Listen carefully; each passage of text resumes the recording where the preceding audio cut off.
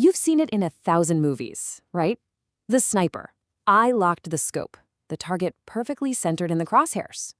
You get a few seconds of tense music, a slow squeeze of the trigger, and boom, it's all over. The whole thing takes, 4 seconds of screen time? But here's the thing. That 4-second fantasy hides a massive secret. The reality? It isn't 4 seconds. It's often more like 8 hours. Yeah, 8 hours. Just lying there, completely motionless, collecting data, waiting. And the craziest part is, this incredible marathon-like wait has almost nothing to do with patience or mental toughness. So, if it's not about patience, what is it about? Why the insane wait? Well, it's because the real job isn't waiting for the perfect moment.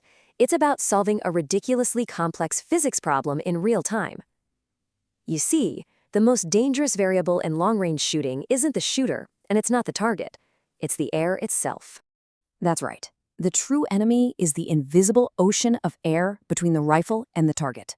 Over a long distance, that air isn't just empty space. Oh no, it's a dynamic, chaotic environment filled with invisible forces that can push a bullet feet off course. And this is the key theme you gotta understand.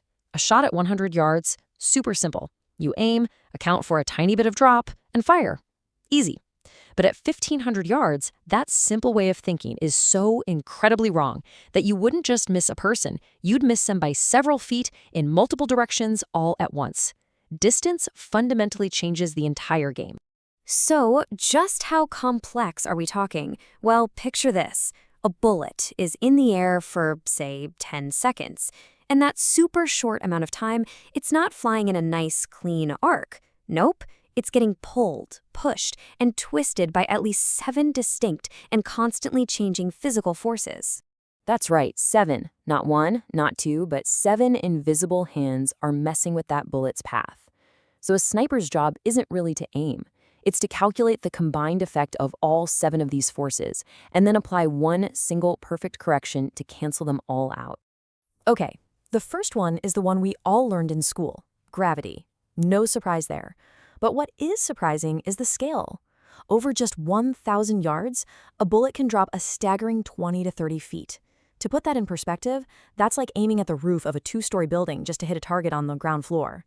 Insane. All right, next up is wind. And as you can see here, it's not just one thing. It's a nightmare. The sniper has to read the wind right where they are. Then they have to guess what it's doing in the middle of the bullet's flight path. And then they have to read it way out there by the target. And here's the kicker. All 3 of those could be blowing in totally different directions. This is why they wait for hours. They're literally building a mental weather map. Okay, get ready for this next one because it's a real mind bender. It's called the Coriolis effect. Here's the deal. Because the Earth is spinning, your target is actually a moving target, even if it's standing perfectly still. The planet is literally rotating right out from under the bullet while it's in the air. And this quote really nails the concept. Over long distances, this effect is huge. It causes the bullet to drift sideways to the right and the northern hemisphere, sometimes by more than a foot. It's a drift you can't see, you can't feel, but you absolutely have to calculate for it. Next, let's talk about the bullet spin. To keep itself stable, a bullet spins incredibly fast, and that spin creates its own aerodynamic lift, kind of like a tiny airplane wing, but on its side.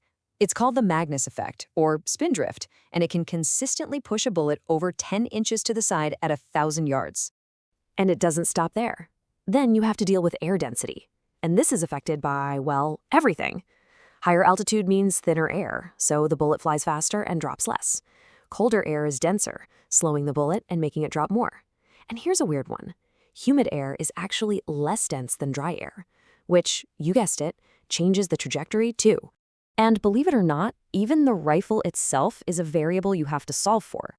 That very first shot from a cold barrel, the cold bore shot, will land in a slightly different place than all the shots that follow, because the heat from firing actually expands the metal. Snipers have to know their rifle's unique offset for that critical first shot.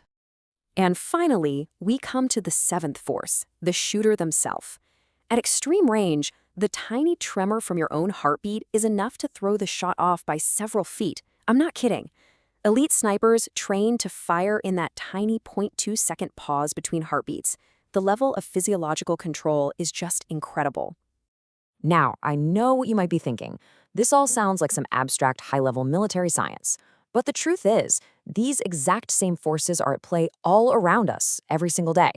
You've been surrounded by this kind of physics your entire life without even realizing it. You know the Magnus effect that causes spin drift on a bullet? That is the exact same principle that makes a baseball curve. The pitcher puts spin on the ball, the spin generates lift, and the ball breaks sideways. It's the same physics, just at 2,700 feet per second instead of 90 miles per hour. And the Coriolis effect?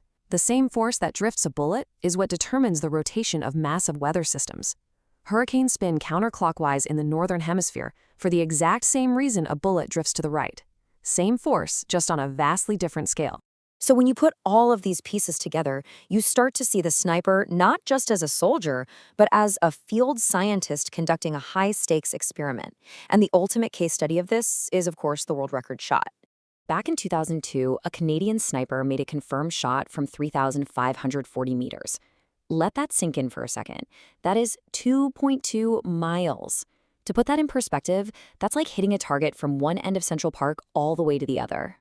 For that shot, the bullet was in the air for about 10 seconds. 10 full seconds.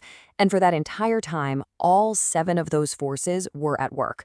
Gravity was pulling, the Earth was rotating under it, the wind was shifting, and the bullet was spinning its way through changing air densities. Just look at these corrections. Over that 2.2-mile distance, gravity pulled the bullet down over 200 feet. The Coriolis effect pushed it sideways by about a foot. That's on top of spin drift and the completely unpredictable wind. The math required to account for all of that at once is just mind-boggling. So here's the crucial point. Those hours of waiting aren't about building patience. They're about collecting atmospheric data.